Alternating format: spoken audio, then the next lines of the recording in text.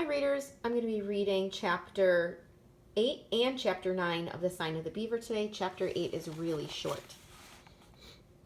By the next morning, he was half sorry the boy would not be coming again. He didn't know whether he was annoyed or relieved when Aten walked through the door without a sign of greeting and sat down at the table. Matt decided to skip B for bone, and the night he had thought of a better way. This book isn't a treaty, he began. It's a story. It's about a man who gets shipwrecked on a desert island. I'll read some of it out loud to show you. He opened Robinson Crusoe at the first page and began to read. I was born in the year 1632 in the city of York. He stopped. He remembered suddenly how the first time he had tried to read this book, he had found that first page so dull he had come close to giving up right there. He had better skip the beginning and get on with the story if he wanted to catch Aten's attention. I'll read the part about the storm at sea, he said. He had read the book so many times that he knew exactly where to find the right page. Taking a deep breath, as though he were struggling in the water himself, he chose the page where Robinson Crusoe was dashed from the lifeboat and swallowed up in the sea. Nobody can describe the confusion of thought which I felt when I sunk into the water, for though I swam very well, yet I could not deliver myself from the waves so as to draw breath. For I saw the sea come after me as high as a giant bill and as furious as an enemy. Matt looked up from the page. There was not a flicker of interest in the boy's face. Had he understood a single word? Discouraged, he laid down the book. What did a storm at sea mean to a savage who had lived all his life in a forest? Well, he said lamely, it gets better as you go along. Once more, Aten took him by surprise. White man get out of water? He asked. Oh, yes, Matt said, delighted. Everyone else on the ship is drowned. He gets thrown up all alone on an island. The Indian nodded. He seemed satisfied. Shall I read more of it? Aten nodded again. Go now, he said. Come back, Seba. The next morning there was no question of B for bone. Matt had the book open and waiting at the part he wanted to read. This is about the morning after the storm, he explained. Robinson Crusoe looks out and sees that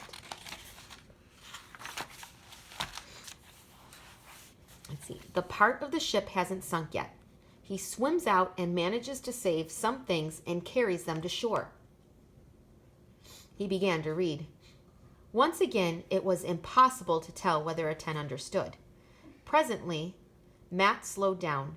It was discouraging reading to a wooden post, but Aten spoke at once. White men not smart like Indian, he said scornfully. Indian not need things from ship. Indian make all things he need. Disappointed and cross, Matt put the book down. They might as well get on with the alphabet. He drew a B on the birch bark. After Aten had gone, Matt kept thinking about Robinson Crusoe and all the useful things he had managed to salvage from the ship. He had found a carpenter's chest, for instance, bags of nails, 2 barrels of bullets, and a dozen hatchets. A dozen. Why, Matt and his father had come up here to Maine with 1 axe and 1 adze. They had cut down the trees and built his whole cabin and the table and the stools without a single nail.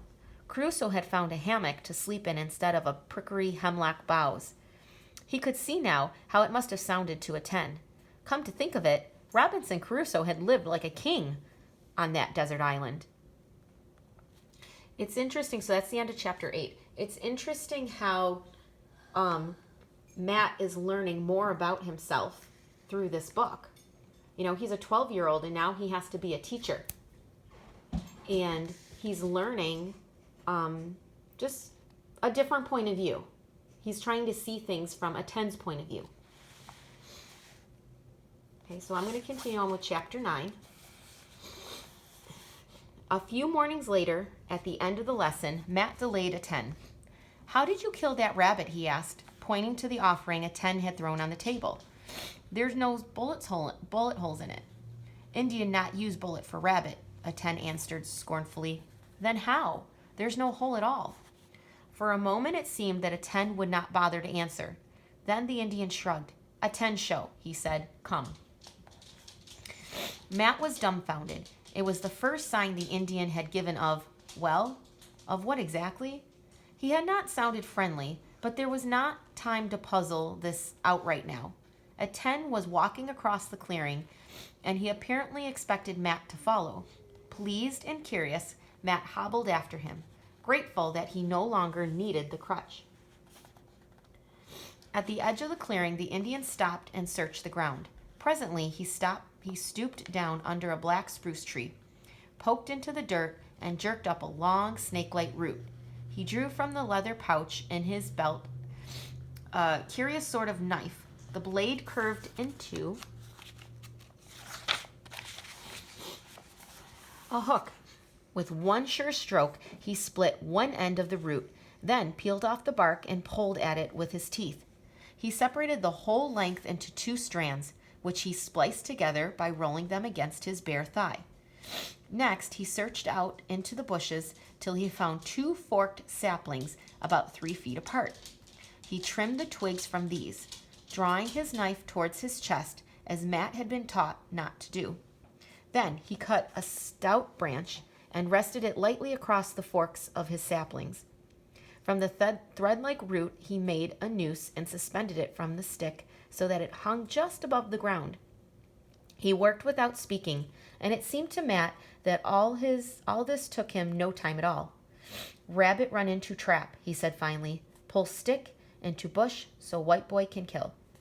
"Golly," said Matt, filled with admiration. "I hadn't thought of making a snare. I didn't know you could make one without string or wire."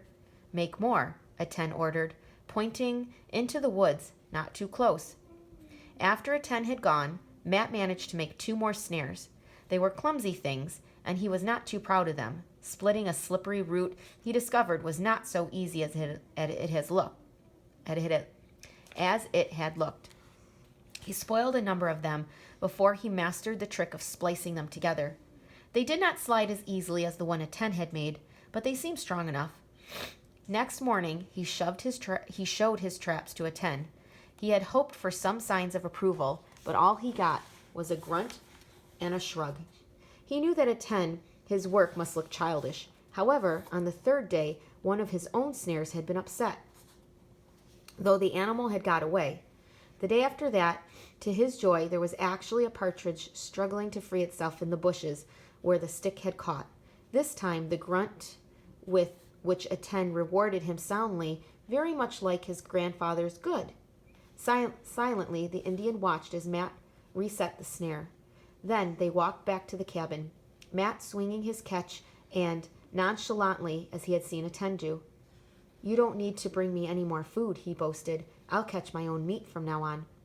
Nevertheless, Attend continued to bring him some offering every morning. Not always fresh meat.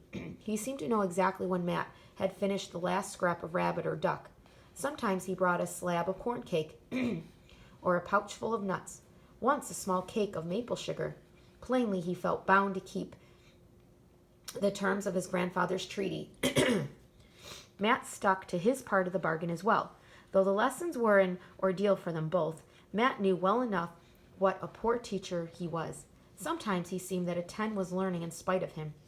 Once the Indian had resigned himself to mastering 26 letters, he took in a gulp, scorning the childish candle and door and table that Matt had devised. Soon he was speaking out simple words. The real trouble was that Attend was contemptuous, that the whole matter of white man's words seemed to be nonsense. Impatiently, they hurried through the lessons to get on with Robinson Crusoe.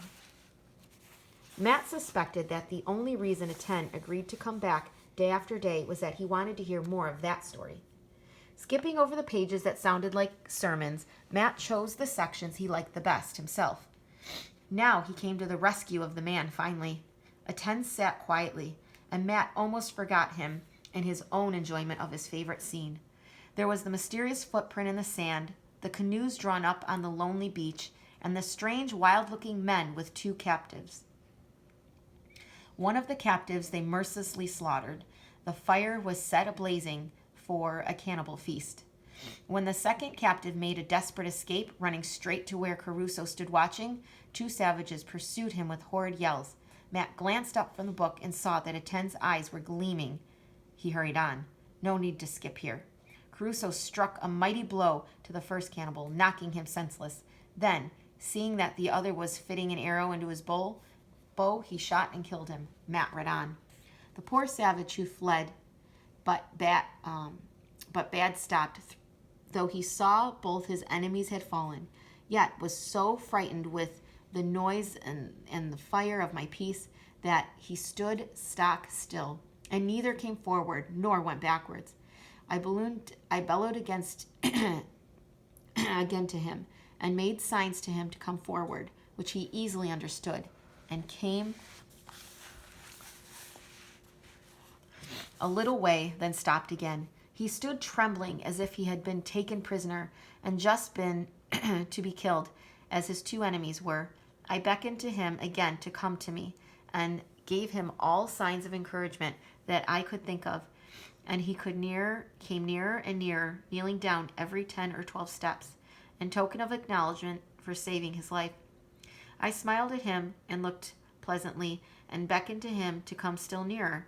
At length he came close to me, and then he kneeled down again, kissed the ground, and taking my foot, set it upon his head. This, it seemed, was a token of swearing to be my slave forever. Aten sprang to his feet, a thundercloud wiping out all pleasure from his face. Nada, he shouted. Not so.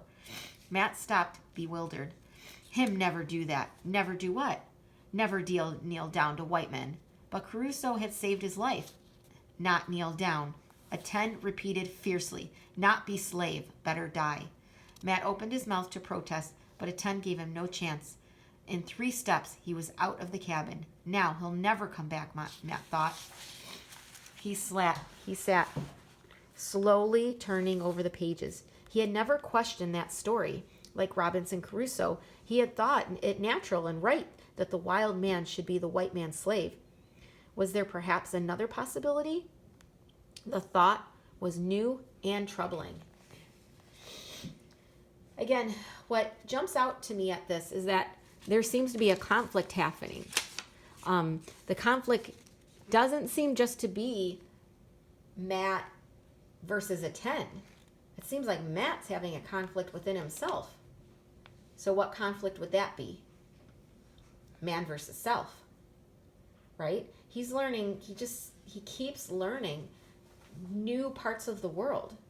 The same as Aten's learning new parts of Matt's world. It's so interesting about how Matt really is, whether he knows it or not, he's learning to see things from a different point of view.